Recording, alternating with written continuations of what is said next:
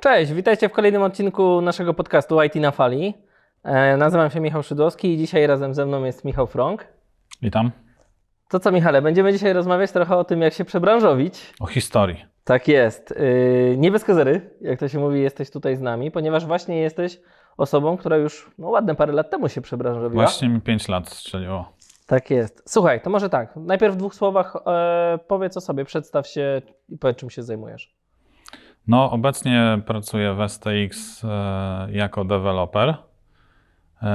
Jak powiedziałem, już od 5 lat. Zleciało jak z bicia strzelił. No a wcześniej, ponieważ mój PESEL wygląda gorzej niż ja, to różnymi rzeczami się imałem i może jeszcze kiedyś wrócimy do tego tematu.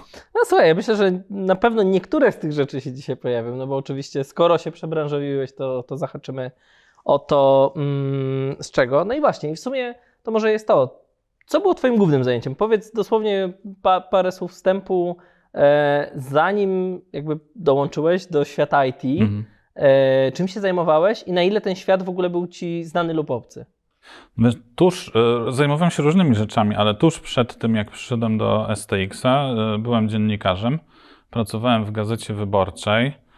Pracowałem tam już na tym stanowisku dziennikarskim od ponad 10 lat, więc miałem miałem to obcykane, jak to się mówi.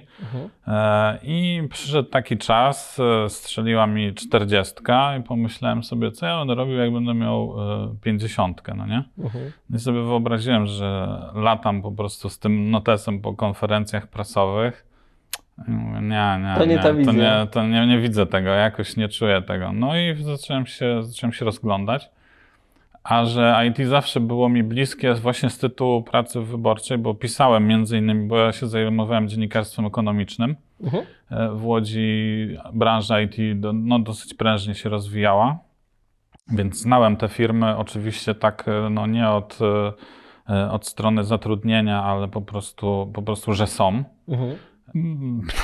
Pisałem artykuły, że programiści zarabiają po 10 000 miesięcznie. Okay. Czyli musi się pojawić motyw programisty 15K. O STX-ie napisałem dwa artykuły. Pierwszy był o tym, że zarabiają powyżej 10 000, a drugi był o tym, jak to jest liczone.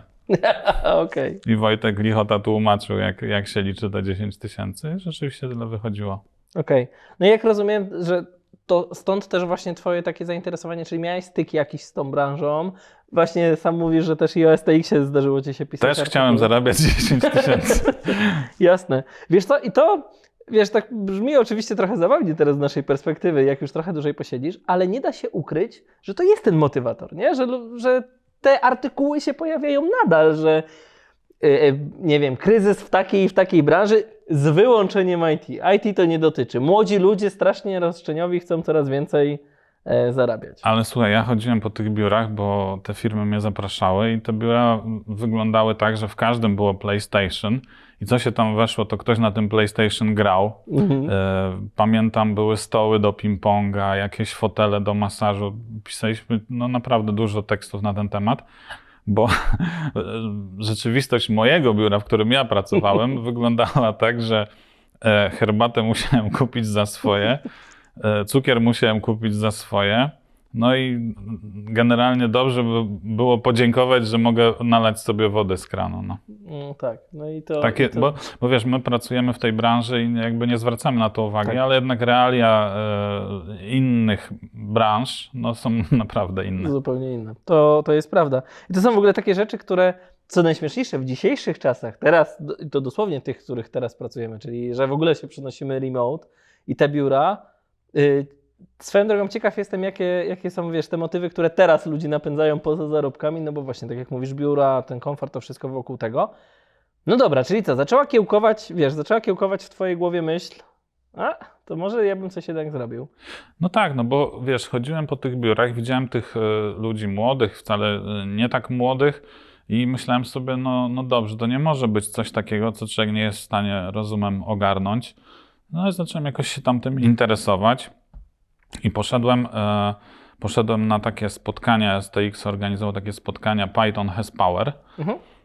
I akurat Wojtek Lichota, szef naszego biura STX-owego w Łodzi, prowadził to spotkanie. No i tam mi się to spodobało, dobrze, ja tam poszedłem na strasznym kacu. Była cola i jeszcze jakieś inne napoje. Kolejny bonus do tego, do świata. Tak, to tą 2-litrową kolę to tymi wielkimi, takimi szklankami piłem. To całą prawie ją tam wypiłem na tym kacu, ale poszło mi bardzo dobrze. Wojtek jakoś tam mnie zapamiętał i w ogóle spodobało mi się to, wiesz, to było poprowadzone w takiej formie zabawy, robiliśmy jakiś tam algorytm, już nie pamiętam dokładnie o co chodziło, ale czyli to fajnie było nie to tyle wyszło. taki tylko meetup, community, tylko bardziej jakieś takie Nie, warsztaty. warsztat, bardziej warsztat, tak, wprowadzenie takie, wiesz, że przychodzisz z ulicy i nic nie wiesz. Tak jak się mówisz, czułeś dokładnie. Tak, i tak właśnie tak było, wiesz, bo to nic nie wiedziałem. Nie wiedziałem ani jakaś składnia, ani no w ogóle nic. Po prostu on mówił, tak wygląda pętla, tak wygląda zmienna od zera. No fajnie, to trwało tam z 8 godzin, ale fajne to było. Okej. I jakby co się zaczęło dziać w twojej głowie no tak, no bo wróciłeś po tym meetupie, stwierdziłeś, że dobra, fajnie. I to było tak, że pod tytułem wow, super, ja chcę to robić na pewno, już rzucam wszystko, czy no super, ale nie wiem jeszcze jak to ogarnąć. Znaczy ten meetup dał mi taką pewność, że nie jest to coś, czego człowiek nie jest w stanie rozumem ogarnąć. I naprawdę tak jest, to nie są rzeczy, których przeciętnie inteligentna osoba nie jest w stanie zrozumieć. I w sumie zbieg okoliczności też sprawił, że z tą wiedzą jakby poszedłem dalej, bo zrobiłem sobie jakieś tutoriale, coś tam sobie spróbowałem, prawda, tego i to no rzeczywiście to było tak, że da się to zrobić i tak dalej, ale od tego momentu, że wiesz, zaświta ci coś w głowie, a do momentu, gdzie pójdziesz do firmy, zaczniesz rozmawiać o konkretach, to jest mentalnie bardzo długa droga, Tak. bo wiesz, masz jakieś, im później to robisz, tym jest trudniej, bo masz jakieś życie, masz jakąś, wiesz, jakąś historię za sobą, no i wiesz, i musisz to wszystko zostawić, musisz to wszystko odciąć, no Tak. nie? I pójść do firmy, zacząć pracę w czymś zupełnie nowym, czymś, czego nie znasz, czymś, gdzie wiesz, młodzi ludzie jeszcze na studiach będą lepsi od ciebie wielokrotnie i musisz się z tym jakby pogodzić. No i to wiesz, to było jakieś tam wyzwanie, nie? No właśnie, bo to jest w sumie taki temat, który ja mogę też powiedzieć ze swojego doświadczenia, jak pracuję z ludźmi, którzy się przebranżowili, to jest bardzo duże wyzwanie. Dużo osób ma właśnie to, o czym ty powiedziałeś, tak? Czyli, no bo w wieku lat tych 30 paru, 40 i tak dalej, no to już nie jesteś na początku. Nieważne jaka to jest ścieżka zawodowa, którą wybrałeś. Nawet jeżeli przeskakiwałeś po drodze, no to już nie jesteś na wstępie, tak? W związku z tym mimo wszystko twoje zarobki, no może nie wyglądają jak w IT, chociaż niekoniecznie, bo może i mogą w jakiejś branży, więc musisz z pewnego poziomu na jakiś czas zrezygnować, nie? No bo wiadomo, że do branży też nie wejdziesz, to znaczy są tacy, co tak uważają, no ale nie wejdziesz do branży od razu zarabiając nie wiadomo to ile pieniędzy, no bo będziesz musiał wejść na jakieś stanowiska juniorskie, może bezpłatne staże, może płatne staże, no różnie tak bywa. Ty miałeś taką swoją metodę na przejście na to, jak to zaatakować tą mentalność, nie wiem, jak rodzinę przekonać? No, rodzina tutaj mnie wspierała, to nie był problem. Problem był taki, że no wiesz, miałem tam 2 dzieci, wiesz, to dom jakby 40-latka wygląda inaczej niż 20-kilkolatka, tak? Masz jakieś zobowiązania, jakieś kredyty, jakieś coś, więc to może być problemem, no nie? To, że tak jak powiedziałeś, na pewien czas musisz się pogodzić z tym, że no masz mniej po prostu pieniędzy, tak? No ale to jest z drugiej strony, to jest inwestycja. Jak inwestujesz w coś, tutaj inwestujesz w siebie akurat, no to musisz wyłożyć, tak? Tu wykładasz czas i wykładasz te utracone przychody, tak? Więc... Miałeś jakąś metodę? Wiem, że są takie osoby, które na przykład odkładają sobie na jakiś czas oszczędności, na przykład na jakieś subkonto, żeby, no jakby mają takie poczucie przeżyć, dobra, dajemy sobie termin, na przykład deadline, pół roku, rok. No, mnie się udało dogadać z moim pracodawcą ówczesnym, czyli z Wyborczą. No tutaj można powiedzieć, poszli mi fajnie na rękę, czyli tak w Wyborczej jakby zjechałem z wynagrodzeniem do najniższej możliwej możliwości, ale zostałem tam jak gdyby zdalnie, czyli jakby nie odciąłem tego zupełnie. Okay. Robiłem coś dla nich, ale z takim założeniem, że no te 8 godzin jestem w STX, a po tych godzinach jestem, wiesz, dostępny dla gazety. I tak udało mi się to ciągnąć przez 3 miesiące, więc to był ten czas, że wiesz, że już jakby złapać miałem... pierwszego takiego wiatru w żagle. Tak, no i też wiesz, nie wiadomo było, czy wiesz, czy sobie poradzę jakby, nie? Ale po tych 3 miesiącach wiedziałem, że tak, że to się uda. Dostałem super mentora, Gondzia i no tak, i potem już można było, że tak powiem, jechać dalej. Okej, ja myślę, że będziemy jeszcze gdzieś tam podsumowywać takie etapy, co można spróbować zrobić. To jest mega, mega ważna rzecz, o której mówisz, czyli no jakiś backup, w takiej sytuacji jakiś backup warto sobie zbudować. Jednak się przygotować trochę do tego. No tak, czy to będzie taki backup, czy ktoś sobie po prostu odłoży ileś pieniędzy, żeby móc to zrobić. No, czy jakiś tam urlop, no różnie, ale no warto nie iść na żywioł. Jasne. Powiedz mi, bo u Ciebie znamy się już też jakiś czas, więc ja wiem, że no jest ten motyw wynagrodzenia. Sam wspominałeś trochę, że wiesz, też ciężko się przestawić może mentalnie na ten etap, że no jest dużo młodych ludzi, którzy to robią od zawsze, oni zawsze będą lepsi ode mnie. To, co mnie pamiętam kiedyś zwaliło z nóg, jak się dowiedziałem, jak wyglądała na przykład Twoja praca zawodowa, Twoje osiągnięcia, tak? Że to, że jako dziennikarz miałeś okazję, nie wiem, rozmawiać z Tonym Blairem na przykład, tak? Czy z Condoleezą Rice, czyli no, z perspektywy takiego szarego człowieka jak ja, no to wow, no to jest ten top dziennikarski, czyli no na pewno nie jesteś już jakimś tam pismakiem, jesteś już jakimś tam dziennikarzem naprawdę na poziomie, czyli te osiągnięcia zawodowe miałeś, czyli, bo do tej pory rozmawialiśmy trochę o tych motywatorach finansowych, o tym przygotowaniu finansowym, a jak z tą drugą częścią, czyli z tą motywacją, z tym, że kurczę, no muszę zejść z tego poziomu naprawdę super w tym, co robię, na poziom, no znowu będę tym trochę popychadłem, nie? W organizacji. Jak nie znam organizacji, jak nie wiem, gdzie wejdę. No na pewno to jest trudne na początku, ale wiesz, musisz jakby wiedzieć, dokąd idziesz, tak? Idziesz w miejsce, gdzie życie jest piękne, bo w IT życie jest piękne, łatwe i przyjemne w porównaniu do innych branż. Szczególnie w porównaniu do mediów, bo to, o czym mówisz, to są jakieś tam jakby szczytowe osiągnięcia, jakie mi się udało osiągnąć, ale jakby proza życia codziennego w mediach w Polsce no jest słaba. No. Media nie płacą, pracuje się cały czas i no, mógłbym tu godzinami opowiadać. No, nie polecam nikomu pracy w mediach. No z tego powinniśmy w sumie albo inny podcast, albo powinniśmy Cię wysłać do innego podcastu, gdzie będziesz mógł trochę o świecie medialnym. O, no właśnie. Ale każdy, wiesz, wychodząc, pracując 10 lat, nie wiem, jeżeli będziesz zajmował się czymkolwiek innym, będziesz nauczycielem, tak? I po 10 latach pracy jako nauczyciel, gdzie już cię uczniowie znają, rodzice cię znają, masz jakąś wyrobioną renomę, tak? Chcesz całkowicie z tego zrezygnować i tu przyjdziesz pracować jako ktoś zupełnie, wiesz, początkujący, no to jest na pewno jakieś trudne, ale to trzeba Czyli bardziej ten sobie... cel, długofalowo rozpisywać. Tak, no musisz sobie, no jak sobie spojrzysz, gdzie chcesz być, to jest wtedy łatwiej, mi się wydaje. Okay. Ale cały czas rozmawiamy, wiesz, cały czas rozmawiamy o tych minusach, wiesz. No ja wiem, słuchaj, no bo... bo zniechęcamy, a myślałem, że będziemy zachęcać. Będziemy. Myślę, że wiesz co, nie bez kozery mówię o tym, jakby o tych trudnościach, bo zakładam, że ten materiał dotrze do wielu ludzi, którzy już najczęściej są w tej dyskusji. Są albo w tych myślach, już przerozmawiali to z rodziną, na przykład ze znajomymi, no i nie wiedzą. No więc dobrze jest pokazać jakby jak, na przykład tak jak ty, jak sobie poradziłeś, czyli jakie są trudności. Bo wiesz co, ja mam wrażenie, że to są takie problemy naturalne, nie? Że naturalne przeciwności, które trzeba pokonać. Na pewno moim zdaniem trudnością nie jest konieczność zrozumienia i nauczenia się tego. Trudnością jest umiejętność poradzenia sobie z tymi okolicznościami. Okej. Czyli jeżeli myślisz... Ale to jest niezależne od branży w sumie. Nie, niezależne. Tak, jakbyś się chciał przebranżowić na coś innego, to takie same byś miał problemy. Tyle, że do IT najwięcej ludzi chce się przebranżowić, bo tu jest najfajniej. Tak.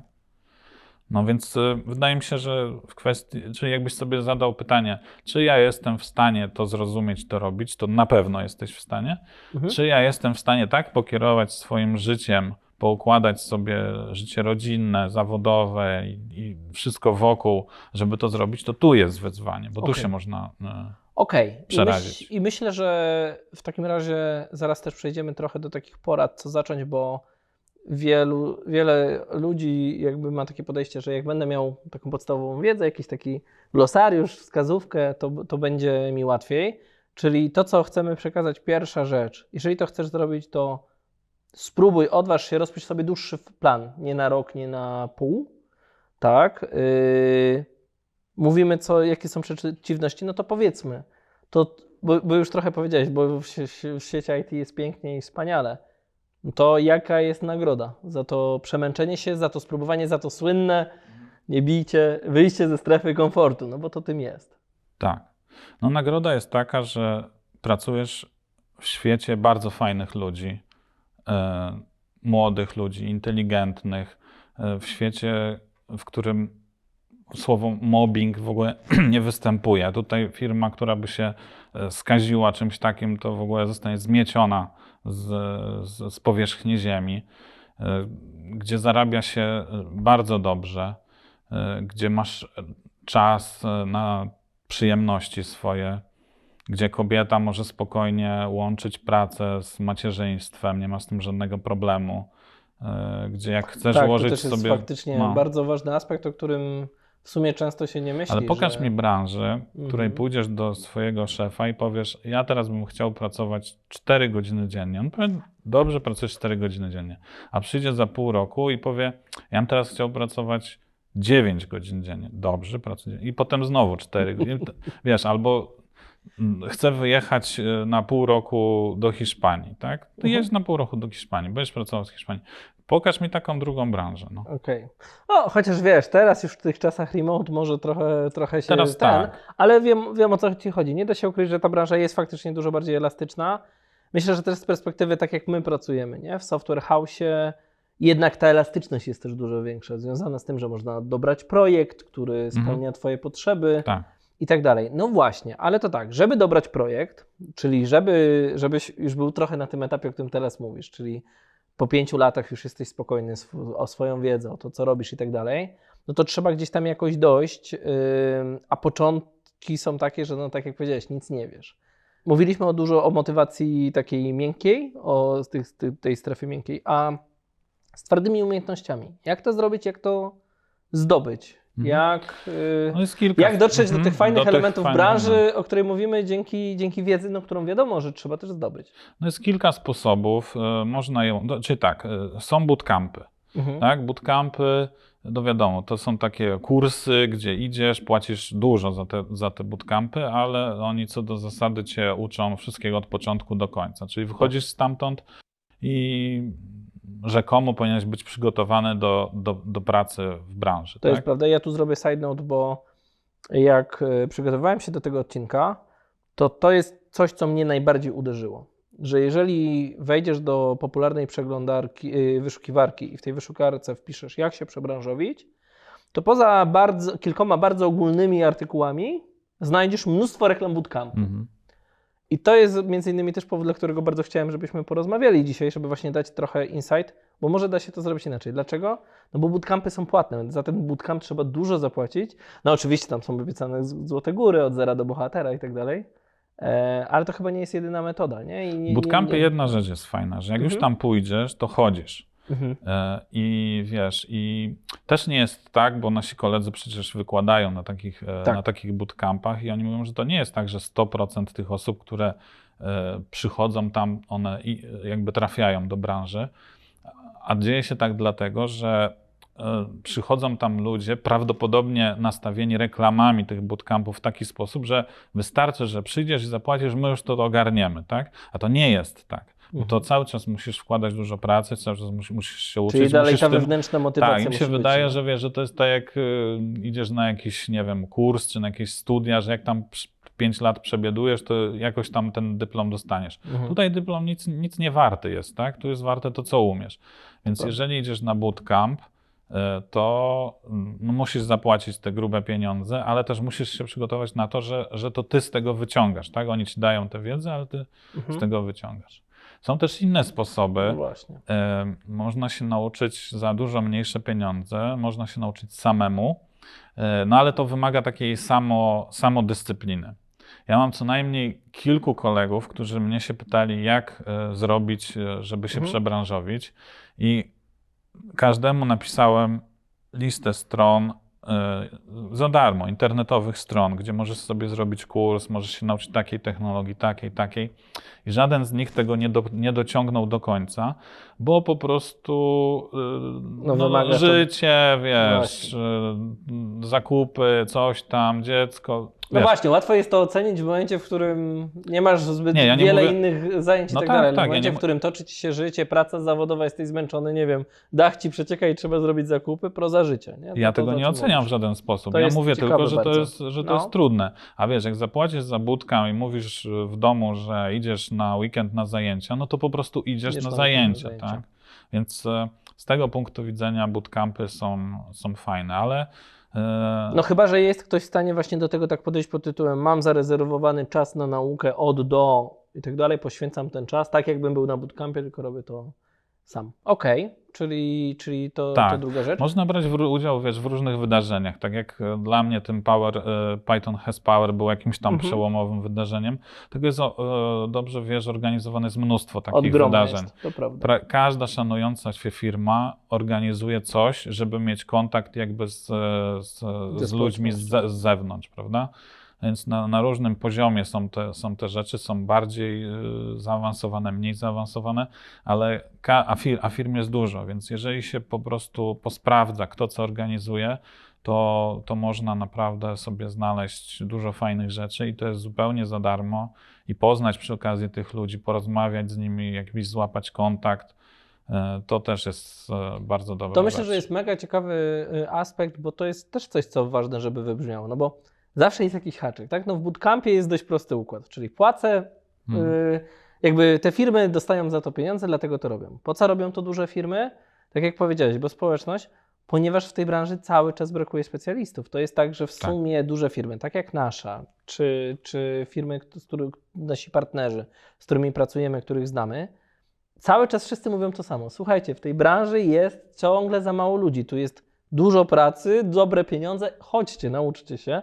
Więc to jest prawda, że faktycznie, no tak jak my mamy te Haspowery, tak jak powiedziałeś, dużo firm organizuje i to jest o tyle fajniej, że to często jest darmowe. Zobacz, to jest jedyna branża tak atrakcyjna, która nie zamyka się w sobie. Tak.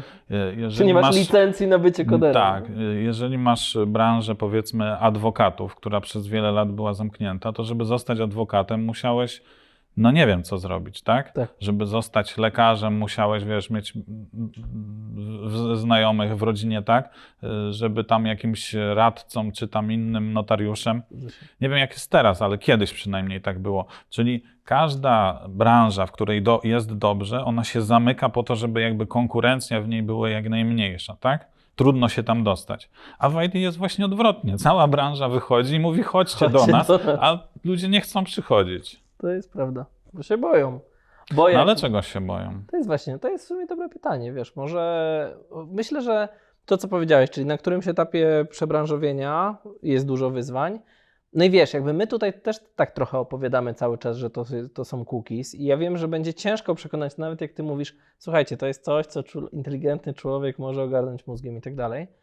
To jest to jednak często przerażające. Jak to się robi? Jak to w tych komputerach i tak dalej? Więc... No słuchaj, jeżeli byśmy wrócili czasem do lat powiedzmy 90. i ja bym ci powiedział, że za tych x lat każdy w pracy będzie musiał umieć obsługiwać komputer.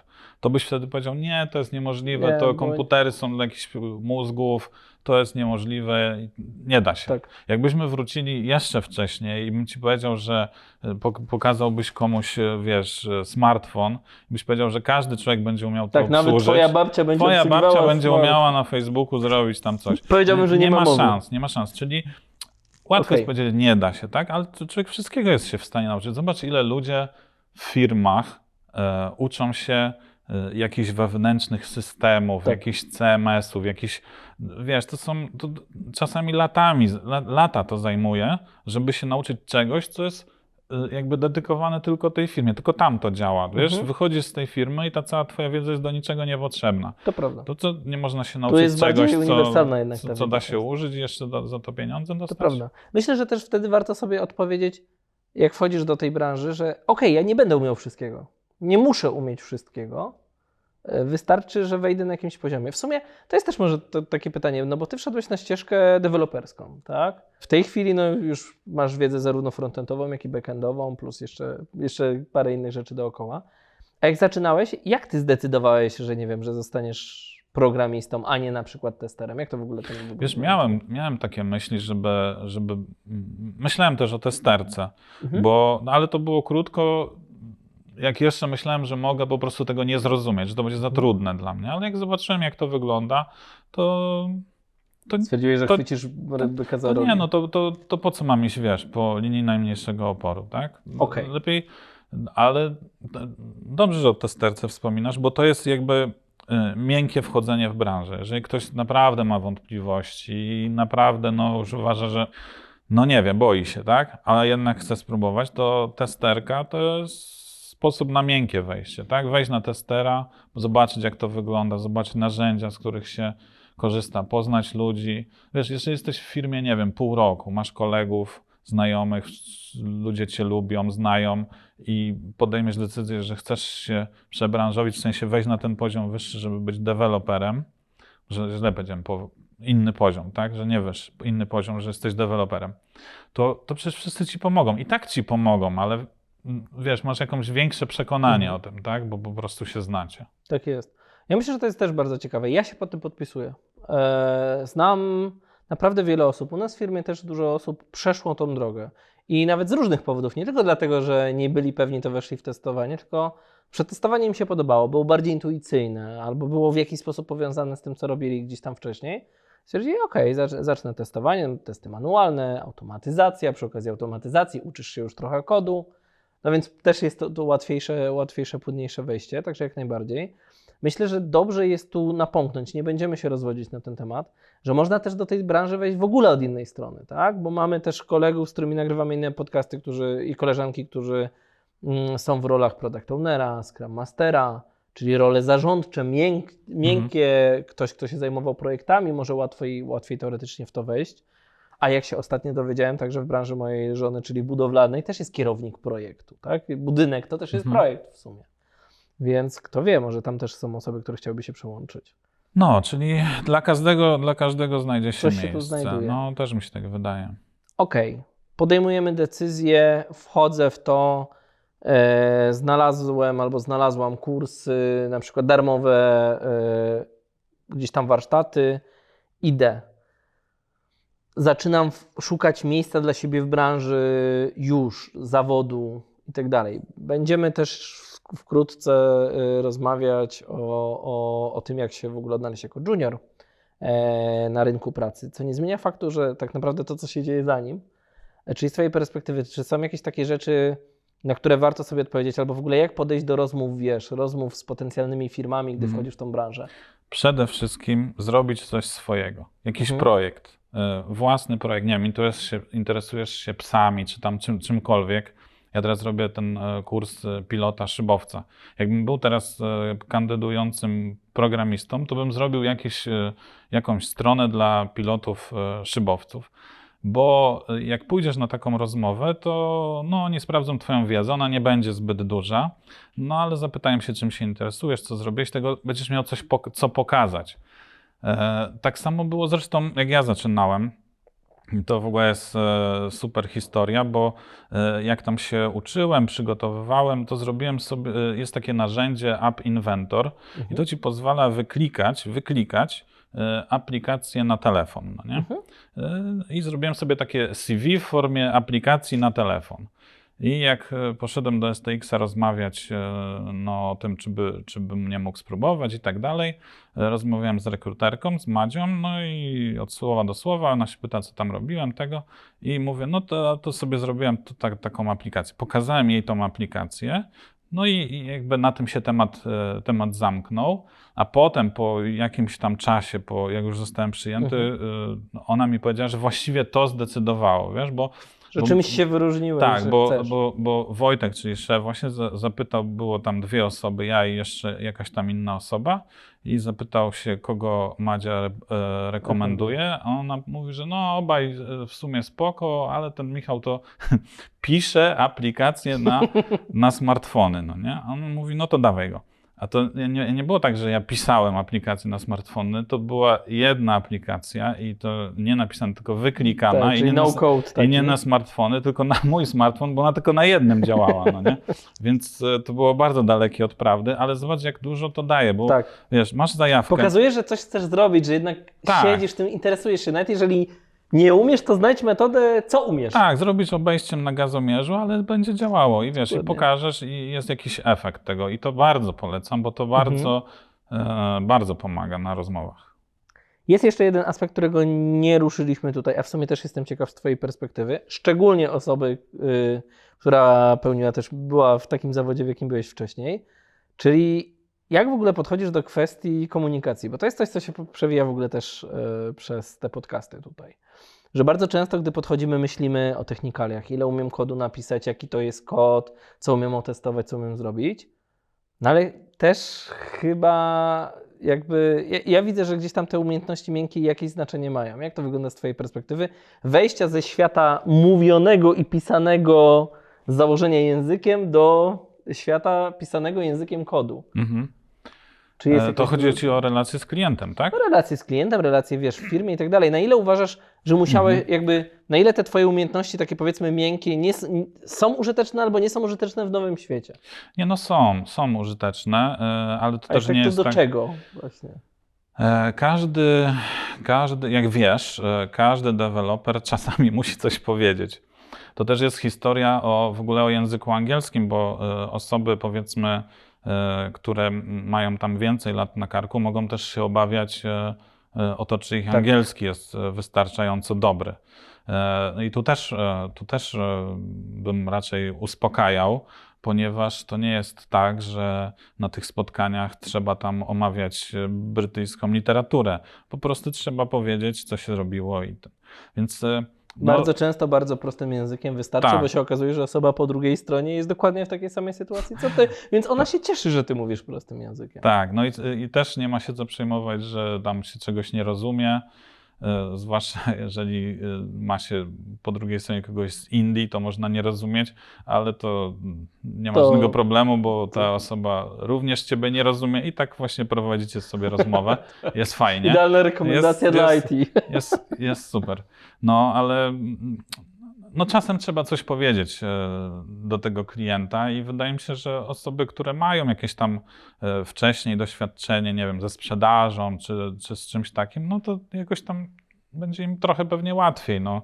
Wiadomo, że każdy jakoś tam sprzedaje się przed tym klientem, w sensie no, opowiadasz, co zrobiłeś. Nawet często ci coś nie wychodzi, tak? I jeżeli na takiej rozmowie powiesz, no ja tego nie zrobiłem, tak? I jest koniec, to inaczej brzmi, a jeżeli powiesz, że próbowałem tego, tu był taki problem, tu był taki problem, tu był taki problem, efekt jest taki, że to jest jeszcze niezrobione, no nie? Ale wiesz, no, to jest zupełnie inny jakby przekaz, tak? To jest prawda. Więc wydaje mi się, że nie ma się czego obawiać i próbować. Okej.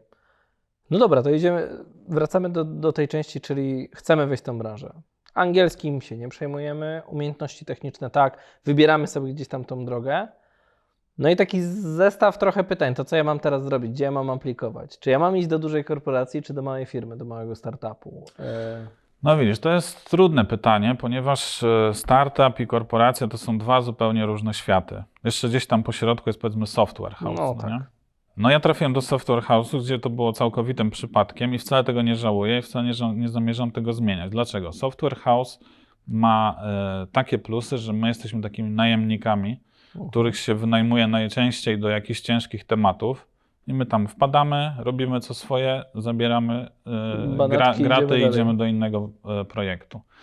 W firmach produktowych czy tam w startupach jest tak, że po prostu jest jeden jakiś mega produkt, na którym się siedzi latami. Się No, nie? rozwija, tak. Więc tutaj poznanie jakby wachlarza technologii jest trudniejsze, tak? Jeżeli pracujesz od 5 lat nad aplikacją napisaną w jakiejś technologii, no to nie oglądasz innych technologii, bo po co miałbyś to robić, tak? Jak najbardziej. Więc z punktu widzenia samorozwoju, to jednak bym proponował chyba Software House.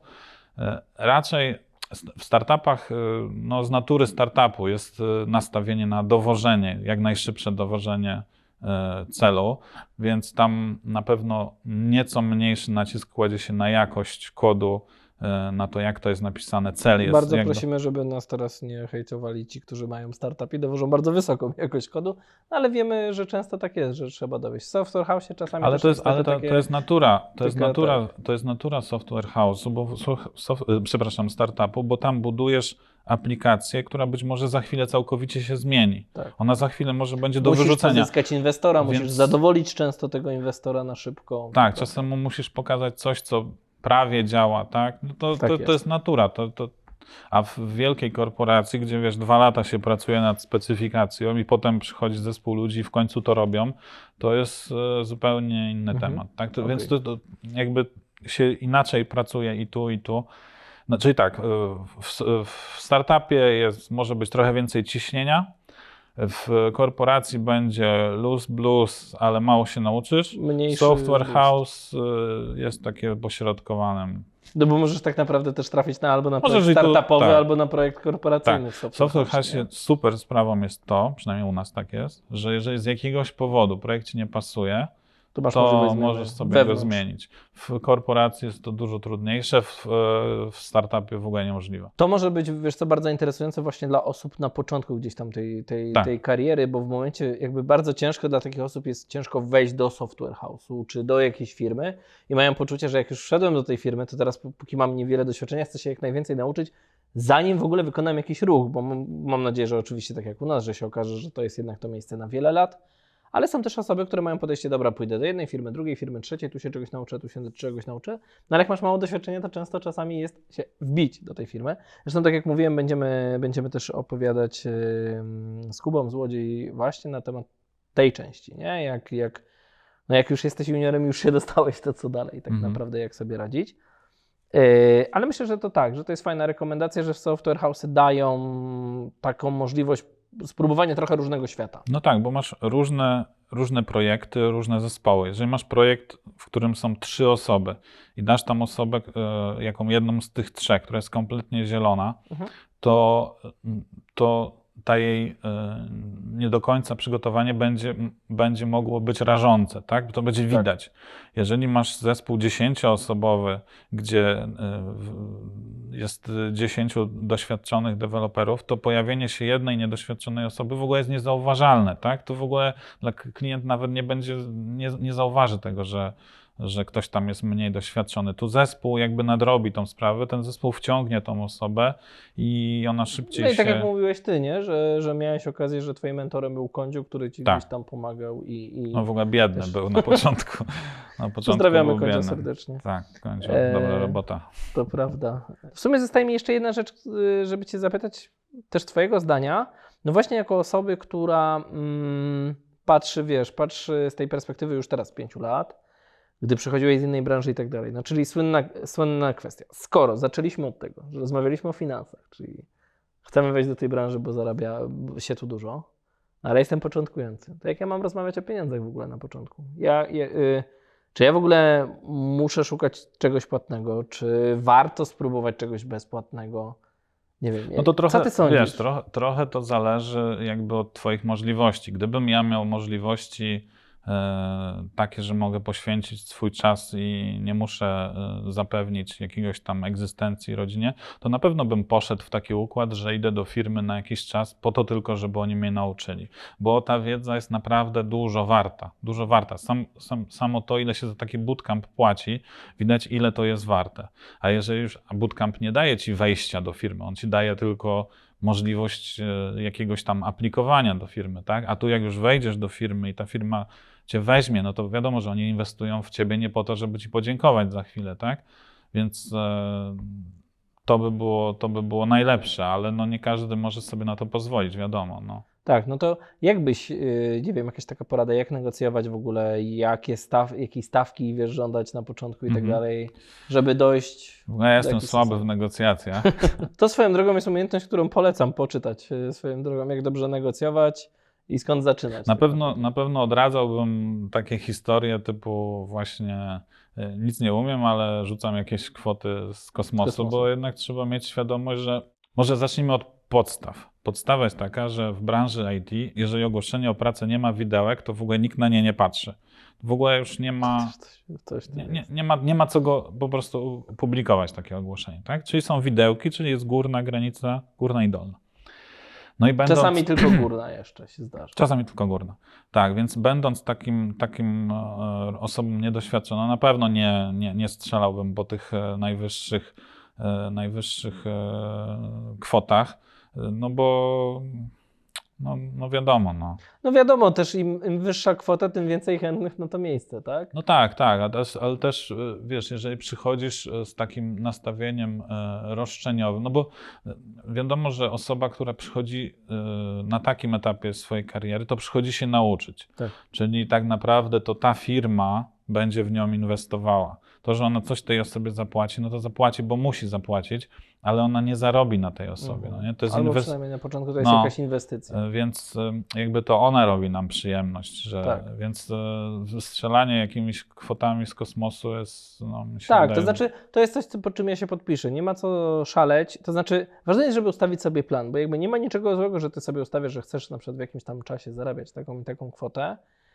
i rozpisz sobie plan. Co się musi zadziać, właśnie tak jak powiedziałeś, jest dużo portali, dużo ogłoszeń, akurat w tej branży z widełkami.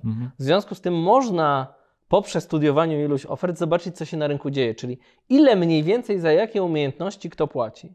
Na bazie tego można sobie zobaczyć, czyli żebym zarabiał środek tych gdzieś widełek, to muszę mieć takie umiejętności, tak? Takie. Czy ja to mam? Nie wiem, nie mam. Robisz sobie gdzieś tam tą rozpiskę, no i zaczynasz sobie rozpisywać plan. Ja myślę, że to jest dobra metoda. Jeszcze co bym polecił, to bym polecił chodzenie na rozmowy rekrutacyjne. Wiem, że to jest stres i sam pamiętam, że ja nie chodzę często na rozmowy, ale to jest stres, ale mimo wszystko to polecam, bo idąc na rozmowę człowiek bardzo dużo się uczy. Rekruter, jeżeli to jest dobrze zrobiona rekrutacja, to oczywiście ta część jest taka zwykła i techniczna. No i potem człowiek powinien dostać feedback, na jakim według rekrutera jest poziomie, co zrobił źle, Tak. Czyli chodząc na rozmowy rekrutacyjne można uczynić formą warsztatu edukacyjnego. To prawda, warsztat edukacyjny i trochę sprawdzenie swojego poziomu, gdzie ja jestem. Niech ktoś spojrzy Niech ktoś na to to obiektywnie oceni. i mnie oceni, tak? No jeszcze jest taki aspekt, że jakby liczba tych pytań na rozmowach rekrutacyjnych jest skończona. Jeżeli przejdzie się ileś tych rozmów, to one zaczną się powtarzać. No i też przynajmniej zagadnienia, więc jesteś w stanie z tego jakby znaleźć wspólny mianownik i wiedzieć, to jest zagadnienie, nie wiem, muszę się zainteresować dokeryzacją, tak? Czy muszę na przykład, trochę więcej popracować z bazami. No tak, jeżeli byłem na 5 rozmowach i na wszystkich rozmowach pytają mnie o to samo i na 5 rozmowach nie wiem, co mam powiedzieć, no to za 6 chyba się w końcu nauczę, tak? No i już jest ten zysk, tak? To jest prawda. No jest jeszcze rzecz oczywiście najlepsza, którą polecam poszukiwanie też takich miejsc. Tutaj tak trochę mała pseudoreklama, czyli takie bootcampy wewnątrz firm, tak? Czyli dołączam. To też takie osoby zwykle muszą coś już pokazać, tak jak ty powiedziałeś. Może wyklikaną aplikację, może coś, czyli że ja naprawdę chcę, jestem zmotywowany albo zrobiłam jakąś fajną, małą rzecz, którą się pochwalę i to pokazuje, że ja naprawdę będę dążyła do tego, żeby osiągnąć coś ciekawego.